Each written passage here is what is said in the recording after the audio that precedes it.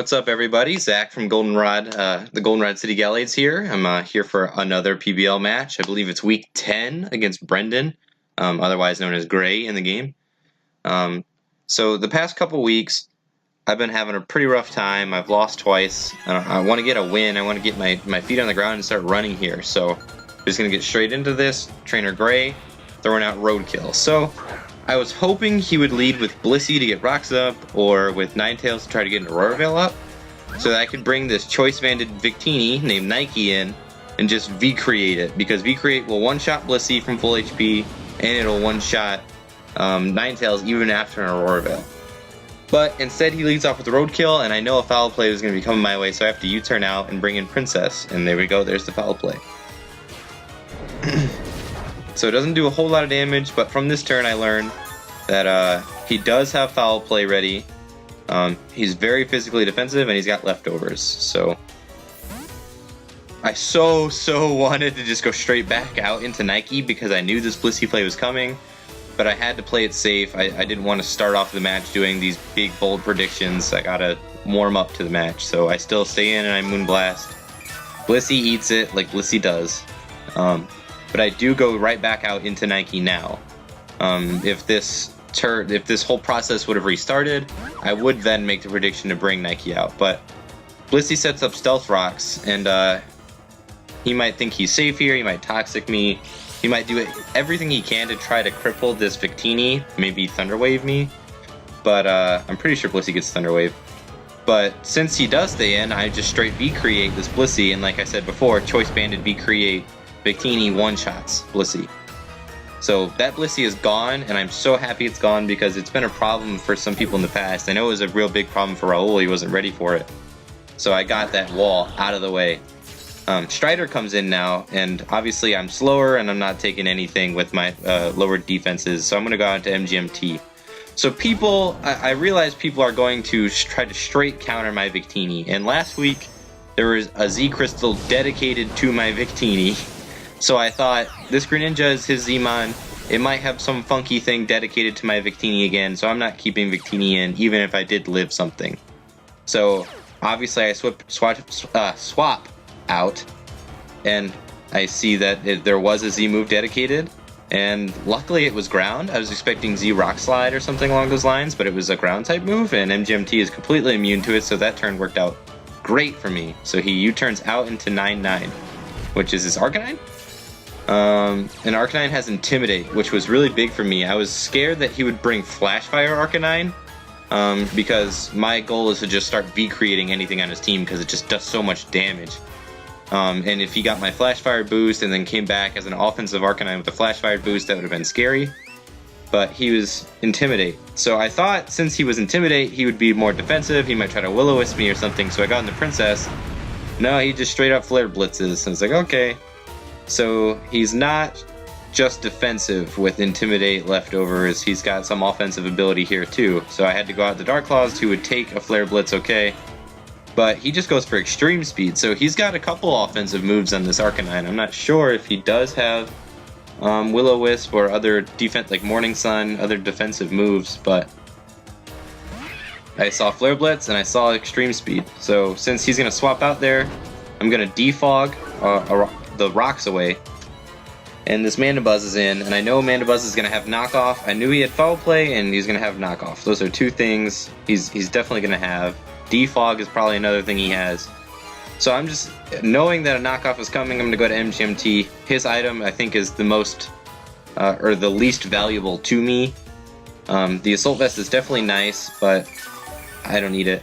What's funny is I made this team, I believe, on Sunday, and I ran physically offensive Assault Vest Electros with Drain Punch, Thunder Punch along those lines. And I actually talked to Brenden, the guy I'm battling, on Monday because he was asking me about my Electros and asking if I've ever thought about running physically offensive Electros and this and that. And I kind of had to play dumb like, huh, that's a good idea. Knowing full well I've already prepped a team for him with physically offensive Electros. It was pretty funny. But so I set up rocks against this Roadkill, and I can see that his immediate answer to the rocks is a defog. So I have that in mind for later. So I'm going to roar him out. I know if I'm going to set up rocks while that thing is out, he's going to just defog him right away. And a Alolan Ninetales comes in. So when I see Alolan Ninetales, I immediately think I can bring Victini in. Alolan Ninetales can't do any damage to Victini that's considerable. The most it can do is like 40% maybe with a Shadow Ball when it's fully invested in special attack or something along those lines. So I'm not too afraid of that. So he sets up an Aurora Veil. Like I said earlier, Choice Banded V-Crate still one-shots this thing through an Aurora Veil. So I'm just going to go for... Or, sorry, I do not go for it because I know he's not going to stay in on that. He knows I'm going to one-shot him with that, even with Aurora Veil up. So he's going to go to something else. So I just Bolt Strike. Bolt Strike would do a lot of damage to... Basically, it would do more damage to Greninja, to Mandibuzz, to this Arcanine than Flare V-Crate would have. So I just go for a Bolt Strike real quick. Obviously, it's not going to do a whole lot. He's already shown 2 offensive moves on this Arcanine, so he may still have more, so I'm just going to get out and bring Dark Claws back in. And there's a Crunch. So he's shown 3 offensive moves on this Arcanine with Intimidate leftovers, so I'm beginning to think he's not so bulky. He may just have max HP, max attack, and you're just not invested in speed or something. So I just go for a Toxic to try to Toxic him down, or if he'd try to bring Mandibuzz back in to knock me off, I thought that was a play he might make, so I can Toxic. But he brings out Yanmega instead, so I've Toxic this Yanmega, and I mean, not the biggest deal since Yanmega's pretty frail anyway, but anyway, he Giga Drains me here, does a lot of damage, but I still live it, and I can roost that health back off, and he's Life Orb, so with Toxic and Life Orb, that's going to start outweighing his Giga Drain healing, and I think he assesses that issue immediately, and he's gonna immediately swap out here. Also, Speed Boost. For some reason, I thought he would get the Speed Boost on a swap in at the end of that turn. Obviously, that doesn't make sense. He should be in for a full turn before he gets that Speed Boost, but after that first swap in, I was like, he's not Speed Boost, what is he running? But it made sense afterward. So, like I was saying earlier, he's going to Foul Play me, but I have this out, and I'm going to set up rocks. So my thought was, I'm going to set up rocks, I know he's going to defog, so I get like a free switch in here, basically. But I used my free switch in poorly, in my mind. I switch into Nike thinking, oh yeah, I can V-Create this, I know I can, but after I V-Create it, it'll still live with a little bit of HP, and my defenses will be down, and he'll Foul Play me, and that'll one-shot me. So I immediately have to swap out. That was a complete waste of a turn on my part. Bad playing. So then he just Foul Plays my Gligar. I thought his Mandibuzz was lower HP and I could one-shot it, but then I actually looked after the animations were done, and I was like, oh wait, he's still full HP. For some reason I thought he came in on rocks at some point or something, but anyway, I go for the Toxic on the Mandibuzz again. I was prepared to sacrifice my Eviolite for Toxic at that point. I wasn't trying to hold on for it too long, for dear life. It wasn't something I was super worried about. But I think Brenden told me after the match he actually marked that he already knocked off the Eviolite when he actually knocked off my Skarmory. He accidentally marked the wrong thing, and it was a little unfortunate for him. He wasn't playing around that, or he was playing around that I didn't have Eviolite. But he goes for a Hydro Pump and misses. It's kind of lucky on my part, but to be fair, I was prepared to sacrifice that Skarmory, but since he missed, I had a little more time to think about who I really want to get rid of.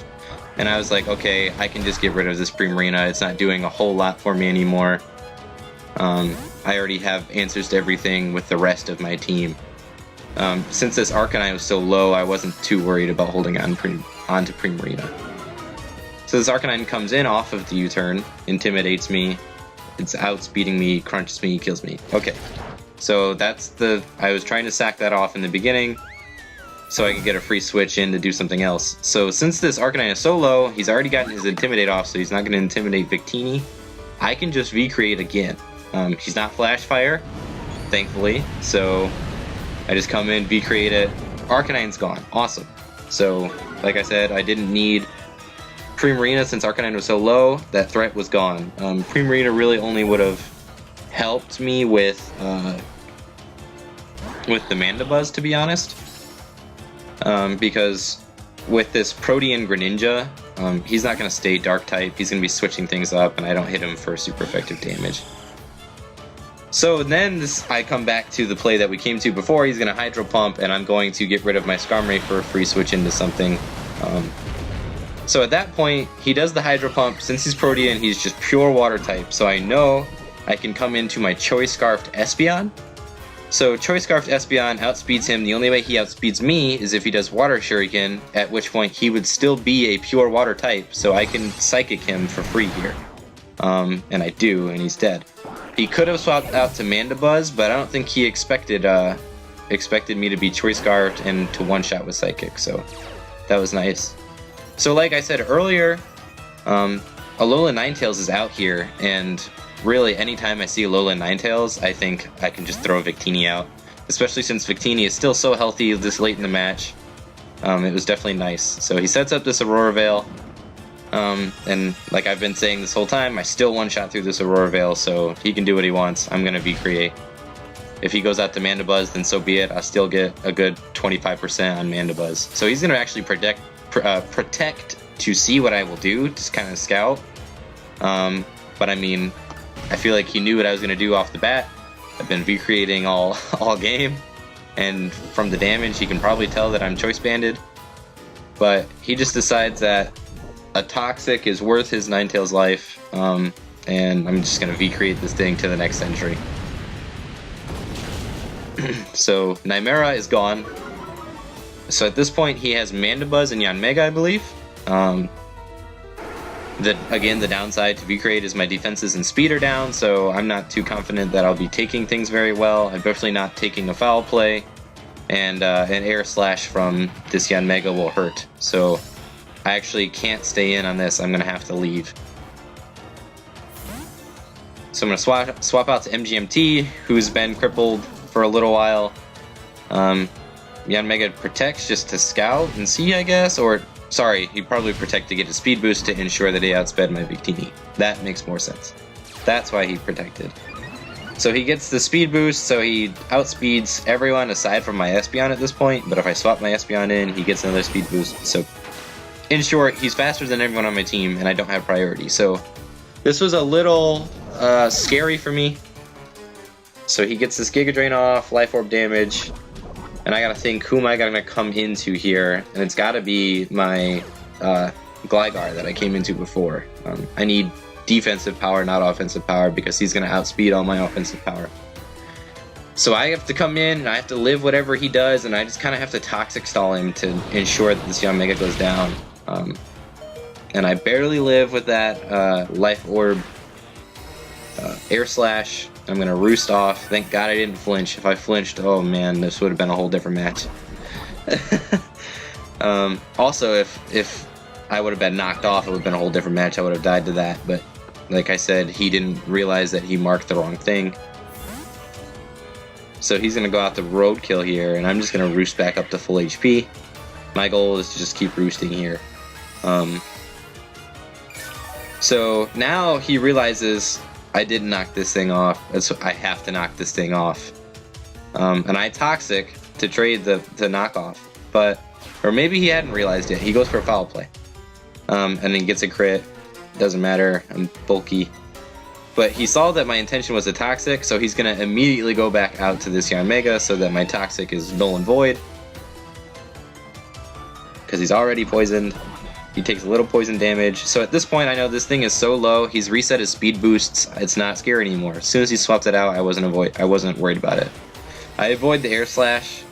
It's pretty unlucky, but I mean, unless he got a flinch, it wouldn't have done a whole lot. I would have roosted all the damage back off. The flinch is really what he had to hope for there. He gets the speed boost, and he's got one more turn of life, but he Giga Drains. He's trying to hold on to life with what he can.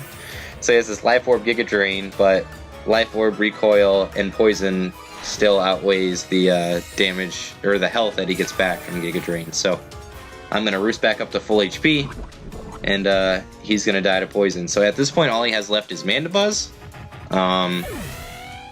And just to let you guys know right now, before this all starts, my only offensive move on Gligar this week was Earthquake. Looking back at it, I probably should have had a different attacking move.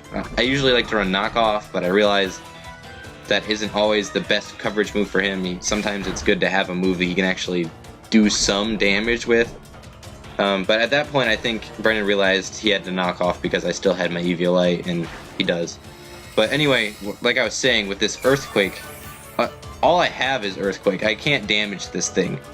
And I know this is going to be a pretty painful ending of me just healing off the damage he does as he slowly dies to toxic poisoning.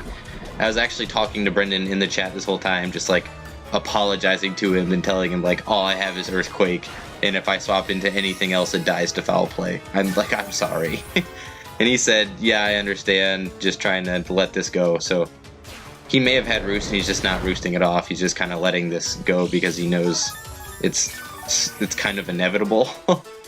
I'm just gonna keep roosting. But yeah, so with this, as soon as this Mandibuzz finally goes down, I'm gonna finally pick up my first win. I'm very glad I can finally pick up my first win. I've had like I said, I've had a really rough start in the beginning. I played Evan, who was pretty good, and then I played Cheryl, who prepped very, very well for me. Very specific prep that I was definitely not prepared for. So I looked at more of the options here, and I played a little safer around Z-Mons. I'm still getting my mind around having one Mon that can do any Z move it wants, rather than like having a set Z crystal for a team like other leagues do. Other leagues have like a team can have the Electrium Z, and then any Mon can use it. But here it's just whatever Mon you have can do whatever Z move it wants. So if it has any move that can hit me for super effective damage, they can just turn that into a Z move and basically one-shot me. So I have to be more careful of that. And I really have to pay attention to people's Z-Mons like this Greninja I did this week. So here comes another Foul Play. This is just slowly going on. At this point, Brenden was telling me he just wanted to get to Spider-Man that he picked up that night. He picked it up on release, and I can definitely understand that. So at this point, he's got barely any HP. I show that all I have is Earthquake, and I can't hit him. So he goes for Foul Play. Brings me down to 100 HP. He gets his leftovers recoveries, but that Toxic is racked up, and he's going to go down to Toxic. So he finally goes down, and I defeated Gray. So that comes down to a 6-3 or 3-0, however you score these things. But good game to Brenden. Unlucky that he accidentally mismarked who he knocked off there. He might have played a little differently. Obviously, I would have played a little differently too if my Eviolite was knocked off, but it definitely would have opened a better window of opportunity for him. But I hope he's enjoying Spider-Man at least, because he seemed pretty excited about that. But anyway, I'll see you guys next week when I get into my next match. Hopefully I can pick up another win. My goal is to start getting some win streaks going. So, see you later.